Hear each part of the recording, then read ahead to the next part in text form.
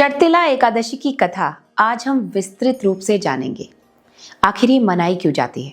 प्राचीन समय की बात है, एक नगर में एक अत्यंत धर्मपरायण, श्रद्धालु और नियमित व्रत करने वाली स्त्री निवास करती थी। वह प्रतिदिन भगवान विष्णु की पूजा किया करती थी, एकादशी का व्रत रखती थी और धार्मिक नियमों का पालन करती थी। देखने में वो बहुत धार्मिक थी, परंतु उसके भीतर दान और करुणा का भाव बहुत ही कम था। वह व्रत तो करती थी, लेकिन दान नहीं करती थी।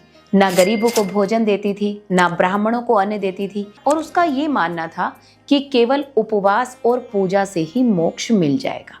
भिक्षुक के रूप में एक बार भगवान विष्णु उसके घर आए। एक दिन माघ मास के कृष्ण पक्ष की एकादशी अर्थात शर्तिला एकादशी को भगवान श्री हरि विष्णु ने निर्धन भिक्षुक के रूप में उसके द्वार पर दस्तक दी। भिक्षुक ने कहा, माता मैं भूखा हूँ, कृपया मुझे कुछ भोजन दे दो।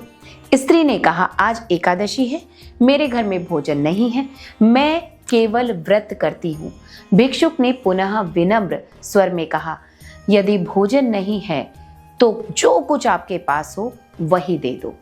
तब उस स्त्री ने अपने आंगन में से एक मुट्ठी मिट्टी भर के उस भिक्षुक को दे दी, क्योंकि उसके पास देने के लिए अन्न नहीं था। भिक्षुक ने वह मिट्टी भी स्वीकार की और अदृश्य हो गए। कुछ समय बाद जब उस स्त्री की मृत्यु हुई, उस मृत्यु के बाद उस स्त्री ने वैकुंठ लोक को नहीं प्राप्त किया, बल्कि वो निर्जन और सूने स्थान पर पहुंच गई। वहां न भोजन था, न सुख था, न शांति थी। तभी भगवान विष्णु उसके सामने प्रकट हुए और बोले, तुमने जीवन भर व्रत किए परंतु कभी दान नहीं किया। एकादशी का व्रत दान के बिना अधूरा माना जाता है। स्त्री ने विनम्र होकर पूछा, प्रभु फिर मुझे इतना थोड़ा सा पुण्य क्यों मिला? ये जो थोड़ा सा पुण्य मिला, यही क्यों मुझे प्राप्त हुआ?